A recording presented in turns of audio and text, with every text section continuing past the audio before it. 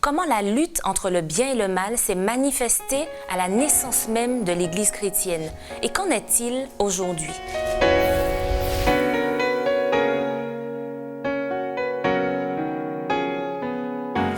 Bienvenue, chers amis, dans votre émission Autrement dit, une émission consacrée à l'étude de la parole de Dieu.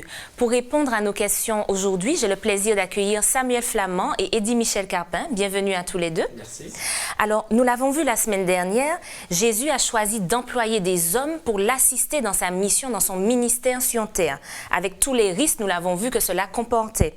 Mais en dépit de leurs imperfections, peut-on dire que les disciples ont réussi leur mission avec succès?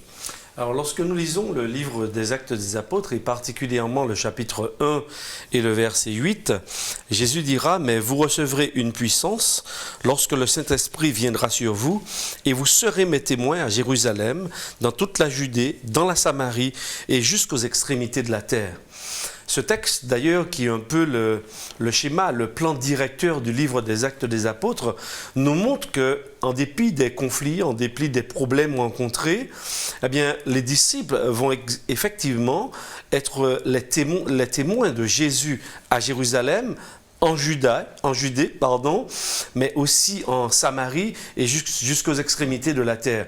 D'ailleurs, aujourd'hui, alors que nous discutons et nous échangeons, nous savons que ce message nous est parvenu et continue à être diffusé. Donc oui, nous pouvons dire que les disciples ont été fidèles à la parole de Jésus.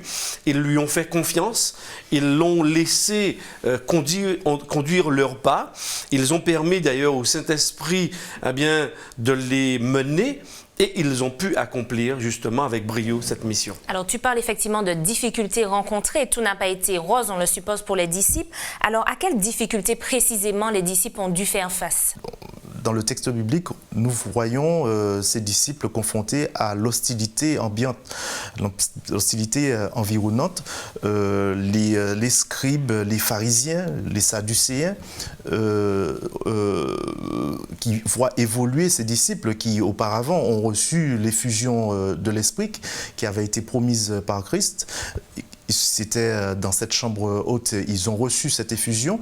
Eh bien, ces disciples vont franchir un cap uni.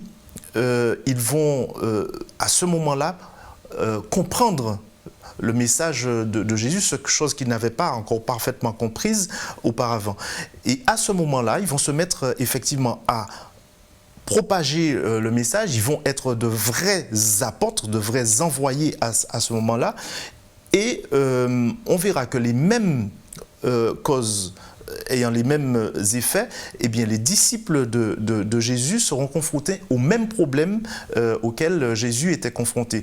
Alors, il me semble effectivement que certains ont été même traduits devant les tribunaux. Oui, dans le cas de Pierre et Jean, ils vont être effectivement traduits devant des tribunaux, emprisonnés.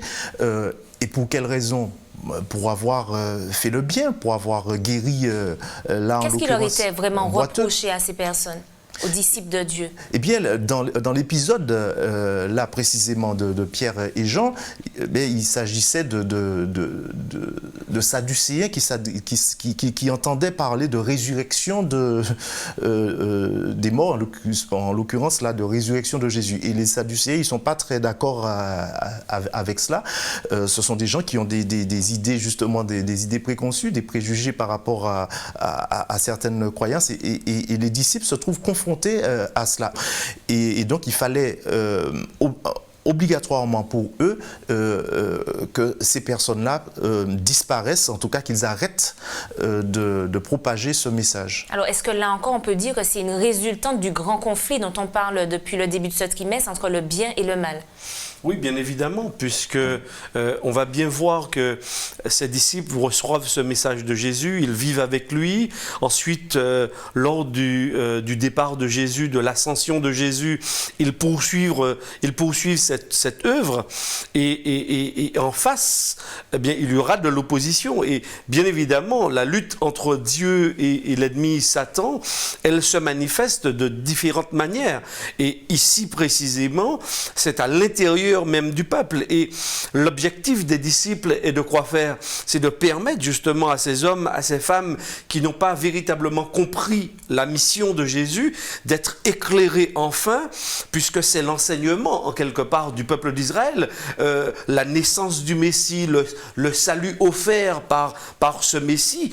Donc, bien évidemment, la première préoccupation, c'est un peu ce peuple qui était dépositaire de cet enseignement, et les disciples vont véritablement s'intéresser donc à ce peuple. Mais en même temps, eh bien, on voit bien que l'adversaire, Satan, va éveiller aussi la conscience des autres par rapport, oui, à une certaine jalousie, parce qu'il voit bien que ses disciples n'ont pas fait d'études, ils ne sont pas reconnus comme étant des enseignants, comme étant des maîtres, comme étant des docteurs.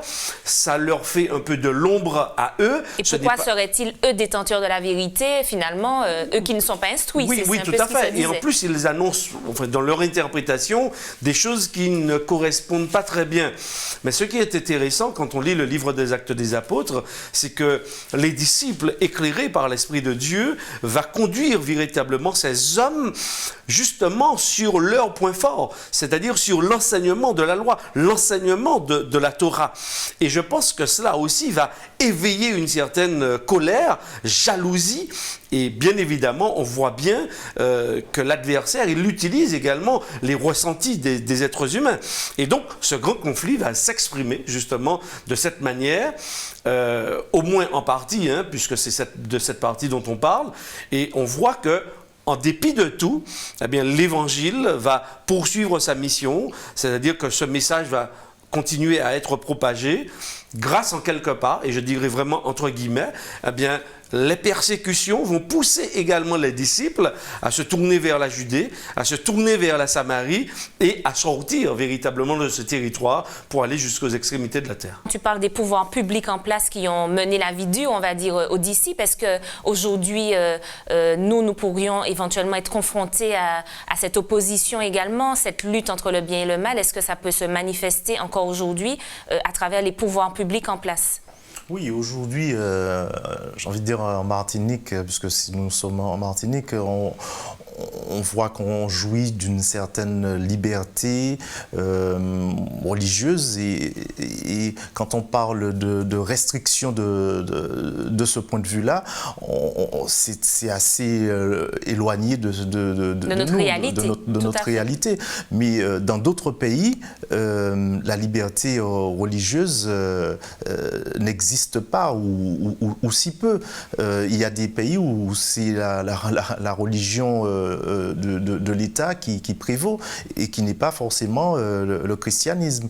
Il y a des pays où les religions sont considérées, sont mal vues aussi. Donc nous avons la chance aujourd'hui de pouvoir adorer en liberté, mais autant en profiter encore pendant que ça existe. Alors que faire justement dans les pays où justement cette liberté n'existe pas, Samuel, dont tu parles, puisque nous sommes encore protégés aujourd'hui, tu le précises, mais comment prêcher l'Évangile, puisque c'est notre mission dans un pays clairement hostile à notre foi, à nos croyances? On a vu dans cette étude de cette semaine des hommes qui, face à l'hostilité, face à la haine que pouvait susciter le message qu'ils véhiculaient, sont restés fermes, sont restés verticaux et ont continué à propager le message parce qu'ils étaient convaincus, ils avaient foi dans la personne qui les a envoyés, qui les a missionnés, c'est-à-dire Jésus. Dans l'histoire de Pierre et Jean, on voit bien qu'ils disent qu'il vaut mieux obéir à Dieu et plutôt qu'aux autorités. Au risque peut-être des fois de perdre sa vie. Au risque de leur vie. Et le cas d'Étienne. Et le cas d'Étienne est tout à fait éloquent de ce point de vue-là. là, puisque il va, alors même qu'on est en train de le lapider, il va continuer de prêcher et de parler de Jésus. D'où venait cette conviction dont tu parles, cette ténacité face au coup, face à la mort, comme tu as cité le cas d'Étienne? Il y a quelque chose de particulier qui se produit lorsque on permet à Dieu d'entrer dans sa vie et lorsque justement les visions de Dieu deviennent les nôtres. Et il y a comme une puissance qui n'est pas de nous, qui nous échappe, qui nous transcende et qui nous permet justement de ne plus observer les difficultés ou de les lire autrement. Et effectivement, quand nous lisons dans le livre des Actes des Apôtres la lapidation d'Étienne, on est surpris de voir que, en fait, les coups, très certainement, ont dû faire mal à cet homme, mais ses yeux étaient fixés sur autre chose. Il voyait déjà se réaliser ce salut par rapport à ce grand conflit. Et très certainement, les yeux d'Étienne étaient ouverts directement sur cette opposition. Et donc, face à l'opposition, je crois que Dieu nous donne aussi cette verticalité dont a parlé Samuel pour tenir bon, pour faire face et ne pas ployer. Parce que l'objectif, justement, des coups de l'adversaire, c'est qu'on puisse fléchir, c'est qu'on puisse baisser pavillon. Abandonner le combat. Et abandonner le combat. Eh bien, justement, dans ce grand conflit, eh bien, Dieu a besoin non pas de kamikazes, mais Dieu a besoin d'hommes solides qui lui feront confiance jusqu'au bout, mais qui resteront fidèles justement à la voix de Dieu et à l'enseignement qu'ils ont reçu de Dieu. Quel rôle le Saint-Esprit a-t-il joué après l'ascension de Jésus dans cette Église chrétienne naissante? J'ai envie de dire d'emblée, en paraphrasant Jésus et le texte biblique, il a joué d'abord un rôle de consolateur. Consolé par rapport à la perte du Christ. Oui, parce qu'il y avait Jésus qui était présent et qui pouvait être tout bêtement touché. Il était là. On pouvait le voir et il partageait avec les disciples des choses des miracles aussi. Au quotidien. Alors certes, il opérait des miracles, mais il y avait une relation et une présence tangible. Et quand Jésus s'en va, effectivement, il y a comme un vide. Et Jésus s'en va, il dit que je vous envoie quelqu'un qui va vous consoler, mais vous consoler du fait que je ne suis pas là, mais je suis là sous une autre forme. Donc je vous envoie celui qui va vous consoler. Donc à part cette mission de consolateur, est-ce que ce Saint-Esprit a eu d'autres vocations? Oui, en fait, ce que je voudrais ajouter par rapport à cela, c'est que lorsque les disciples se retrouvent dans la chambre haute, puisque Jésus a promis le consolateur, l'Esprit Saint, quand le Saint-Esprit descend sur eux, après il y a quelque chose d'assez extraordinaire qui se passe, puisqu'on voit, le texte nous dit qu'ils étaient en prière, et puis il y a une unité qui prévaut à ce moment-là, qui n'existait pas auparavant. Parce qu'auparavant, qu'est-ce qui prévalait? C'était la recherche de la première place. Qui sera le plus grand, etc. Et là, dans le livre des Actes, on voit que les disciples mettent en commun, et puis il y a l'humilité qui prend place, des valeurs comme celle-ci qu'on ne voyait pas auparavant. Donc ça, c'est très intéressant. Donc est-ce à dire aujourd'hui que nous devons justement être en attente et demander ou recevoir, comment faire pour recevoir ce Saint-Esprit? Et sans lui, si je comprends bien, notre mission est vaine peut-être. Oui, tu as tout à fait raison. Notre mission sera vaine sans l'accompagnement, sans être imprégné en quelque part par l'Esprit de Dieu.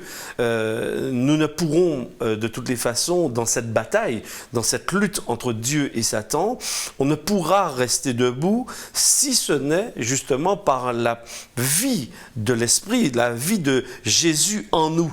Et bien évidemment, les apôtres l'ont expérimenté.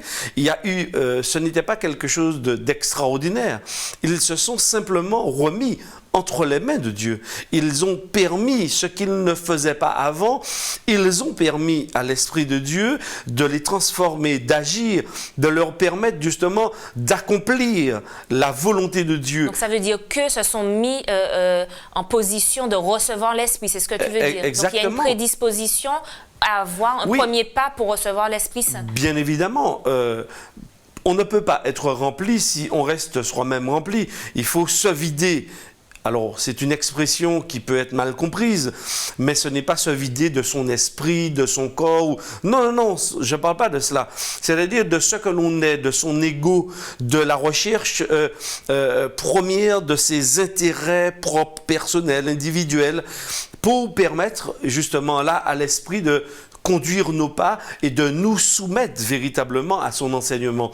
Et là, c'est une œuvre parce que, bien évidemment, il y a de belles choses dans le livre des Actes des Apôtres, mais il y a aussi des problèmes. Ça veut dire que Dieu travaille avec nous. Les disciples n'ont pas été faits brusquement dans Actes chapitre 2 avec la réception de l'Esprit. On voit au contraire qu'il y a toute une progression, toute une vie avec l'Esprit. Et d'ailleurs, entre guillemets, on aurait pu appeler ce livre, plutôt que de l'appeler livre des Actes des Apôtres, on aurait pu l'appeler le livre des Actes de l'Esprit. C'est-à-dire voir comment l'Esprit, justement, les a transformés et leur a permis, justement, de franchir un certain nombre de barrières qu'ils avaient eux-mêmes par rapport à leur conception, pour que ce message, cette bonne nouvelle, parce que l'objectif de Dieu dans ce conflit, c'est que la bonne nouvelle soit répandue dans le monde entier. Alors, pour propager la bonne nouvelle, et tu disais, il faut se vider de soi-même. Est-ce qu'il faut aussi se vider aussi de nos préjugés, de nos a priori? Peut-être les disciples en avaient sur les peuples qui les environnaient. Ben oui. Les disciples, en tout cas les disciples, les Juifs, parce qu'ils étaient Juifs, avaient des préjugés nationaux. Par exemple, on sait que les Samaritains, on sait qu'en quelle estime ils tenaient les Samaritains. Ils étaient chauvins, on dirait aujourd'hui. Oui, ils étaient chauvins. Ils avaient aussi, on sait en quelle estime ils tenaient les Romains.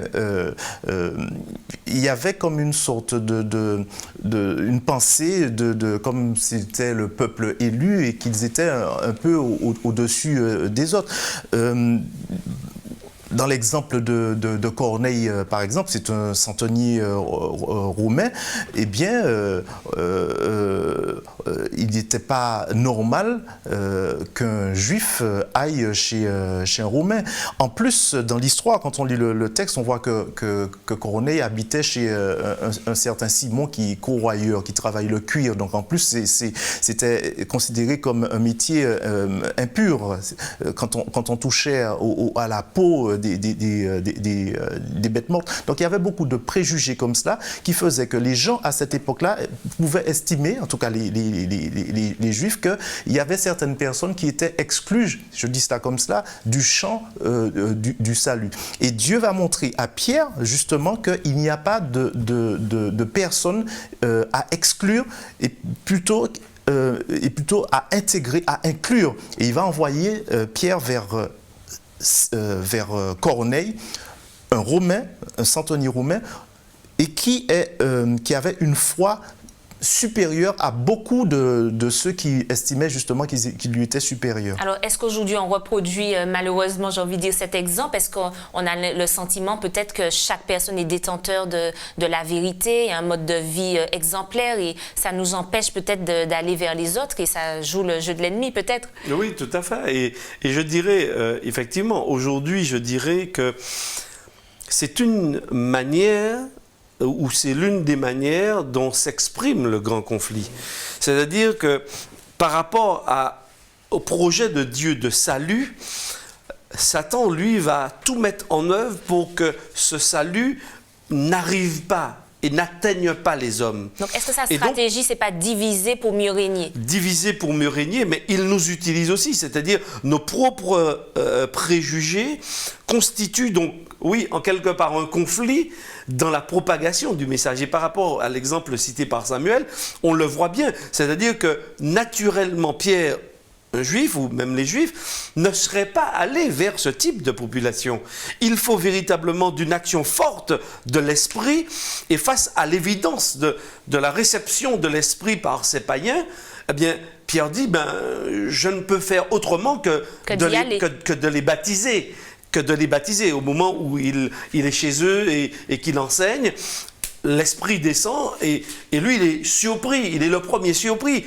Et donc, il a besoin, lui, d'être transformé, c'est-à-dire que Dieu œuvre, alors que le message est propagé à l'extérieur, Dieu œuvre aussi dans la personne qui transmet le message pour qu'elle ne soit pas un frein ou un instrument entre les mains de l'adversaire pour être un frein justement à ce message. Et d'ailleurs, même avec Jésus, lorsque Jésus était avec les disciples, on l'a observé lors de la précédente étude, Jésus a même dit aux disciples, à un de ses disciples, « Arrière de moi Satan », parce qu'il était pourtant avec Jésus, mais l'adversaire aussi, et sa propre nature pécheresse, a fait qu'il freinait Jésus dans sa mission. Donc oui, nous pouvons être aussi des instruments entre les mains de l'adversaire pour freiner la propagation de l'évangile et être des porteurs d'espérance et du salut par Jésus. Donc ça veut dire que le grand conflit qu'on aborde, la lutte entre le bien et le mal, s'exprime avant tout dans chacun de nos cœurs individuellement. Je ne dirais pas cela comme cela. Je veux dire que nos cœurs peuvent être sensibles à l'influence du mal. Comme du bien. Ou du bien. Tout l'enjeu, justement, pour nous, c'est de nous laisser imprégner de l'Esprit de Dieu, de nous rapprocher de Dieu, de telle sorte que nous ne soyons pas happés par l'influence négative. Alors, c'est pas toujours simple, mais c'est cela l'enjeu. Effectivement, il arrive qu'on puisse flancher parce qu'on est toujours sollicité par le malin. Alors, pensez-vous qu'aujourd'hui, ce qui nous freine, ce qui nous bloque dans la propagation de l'Évangile, c'est cette effusion du Saint-Esprit? Peut-être qu'il nous manque, qu'il nous fait défaut pour pouvoir toucher les cœurs, partir comme ça, évangéliser. Alors, je ne parlerai pas pour tout le monde. On peut simplement parler de sa propre personne. Parce qu'avant de voir le groupe, Dieu s'intéresse bien évidemment à la personne. Alors, très certainement, oui. Et je pense que ces moments d'étude, de partage, ce n'est pas seulement pour les autres, c'est premièrement pour nous, face à ce message, face justement à la prise de conscience de ce conflit. Comment est-ce que je me positionne? Personnellement, je comprends, oui, que je suis un être pécheur, que sans Dieu, je ne pourrais pas y arriver. Je ne pourrais pas y arriver. Je ne pourrais pas être ce disciple attendu par Jésus. J'ai besoin qu'il puisse diriger ma vie. J'ai besoin d'un peu plus de temps de méditation. J'ai besoin d'un peu plus de soumission à l'Esprit de Dieu pour que cette œuvre qu'il veut réaliser, parce que Dieu le veut et il le peut. Maintenant, est-ce que je veux me rendre disponible entre ses mains? Eh bien, à partir du moment où Dieu trouve des hommes, des femmes, des jeunes disponibles, des adultes, des troisième âge, des personnes âgées, des personnes de l'âge d'or, ou quel que soit, eh bien, Dieu veut et il peut. Donc, le premier pas, c'est quoi? C'est il veut, il peut, mais le premier pas, c'est quand même nous. Le premier pas, c'est ma réponse. Donc, c'est ma volonté propre. Oui, tout à fait, tout à fait. Est-ce que l'acceptation de l'Esprit Saint en nous est gage d'unité parfaite, de bonne compréhension de la parole de Dieu et d'action positive en faveur de cet Esprit? Oui, j'ai envie de répondre qu'à contrario, si on n'a pas l'Esprit, eh bien, il n'y a pas d'unité et on ne comprend pas la parole de Dieu, on ne comprend pas ce qu'il attend de nous. J'ai bien aimé dans l'étude de cette semaine le parallèle qui est fait entre Babel, où il y a l'arrogance et la présomption humaine qui veut construire une tour, qui monte jusqu'au ciel et Dieu multiplie les langues, ils ne se comprennent pas. Et à contrario, lorsque il y a l'effusion du Saint-Esprit, eh bien, à ce moment-là, les gens entendent d'autres parler leur propre langue et le message passe. Donc, et puis, après, il y a, déjà avant, quand ils étaient en connexion et quand l'Esprit descend, ils sont unis. Donc, là, il y a division parce qu'ils ne se comprennent plus, donc ils sont obligés de se séparer dans la Genèse, dans l'épisode de Babel. Ça veut dire qu'à ce moment-là, il n'y avait pas l'Esprit de Dieu à ce moment-là. Ah non, il n'y avait pas l'Esprit de Dieu. Et quand l'Esprit de Dieu est présent, eh bien, on voit bien que l'unité est là. Et puis, il y a une forme d'humilité, j'ai évoqué ça tout à l'heure. On voit bien qu'il y a l'entente, il y a une meilleure compréhension de la parole parce que, justement, avant, les disciples ne comprenaient pas trop tout l'enjeu qu'il y avait derrière la propagation du message. Jésus a fait plusieurs actes symboliques. Par exemple, quand il a multiplié les pains, qu'il leur a dit les 12 paniers qui restaient emmenés chez vous, partez avec, c'était symbolique. C'était aussi leur dire que le message, il faut que vous, les 12 là, les 12 envoyés, que vous l'apportiez, que vous l'ameniez à d'autres. Mais ils n'avaient pas encore très bien compris les choses. Et au moment où l'esprit, où il y a l'effusion de l'esprit, où ils sont unis, où ils ont prié, etc., on voit que les choses ont complètement changé. Et on voit que tous les actes, justement, qu'ils vont poser par la suite, vont être sous-tendus par cette compréhension meilleure qu'ils auront du message. Alors, tu l'as dit également, l'acceptation par les disciples de l'Esprit Saint de Dieu a aussi permis aux disciples de parler différentes langues. Donc, est-ce à dire que le fait d'accepter le Saint-Esprit nous donne également des dons ou des possibilités plus vastes, plus larges que ce qu'on a actuellement? Oui, il y a des capacités extraordinaires que l'Esprit peut confier à des temps précis, à des personnes, comme le don de guérison, comme le don des langues, le don d'interpréter. Il y a divers dons que l'Esprit peut donner en fonction des circonstances. Mais cela, c'est, et je reviens sur cette question, c'est notre soumission à l'Esprit. Nous ne soumettons pas l'Esprit, c'est pas vraiment la même chose. Donc nous ne demandons pas à l'Esprit tel don ou telle faculté. Non, c'est non, lui non. Qui nous... C'est en fonction de la circonstance. Et quand on lit le livre des Actes des Apôtres, on voit bien que les choses se font dans une marche avec l'Esprit. Et cette unité, elle est finalement le résultat final, l'aboutissement. Bien évidemment, ils vont se retrouver, ils vont mettre en commun, mais il y aura aussi des difficultés au sein de cette communauté. Parfois, on a tendance à l'idéaliser, mais elle n'est pas idéale parce que ce sont des hommes, on observe qu'il y a des tensions, mais on observe également qu'ils vont mettre en place des stratégies pour pouvoir gérer, pour pouvoir apaiser les situations et résoudre ces conflits. Donc, bien évidemment, je crois que celui qui se soumet à l'Esprit de Dieu, lorsqu'il rencontre un groupe qui lui aussi se soumet à l'Esprit de Dieu, eh bien, ils ne peuvent que se rapprocher les uns des autres et justement être véritablement des témoins de Dieu, parce que cet amour de Dieu, cette unité de Dieu va s'exprimer au travers de leur expérience. Demandons donc à l'Esprit Saint de Dieu de pénétrer en nous afin que nous puissions retrouver donc cette unité et prêcher l'Évangile comme Dieu le souhaite. Merci Eddie Michel et merci Samuel pour cet échange. Merci à vous de nous avoir suivis. Rendez-vous la semaine prochaine.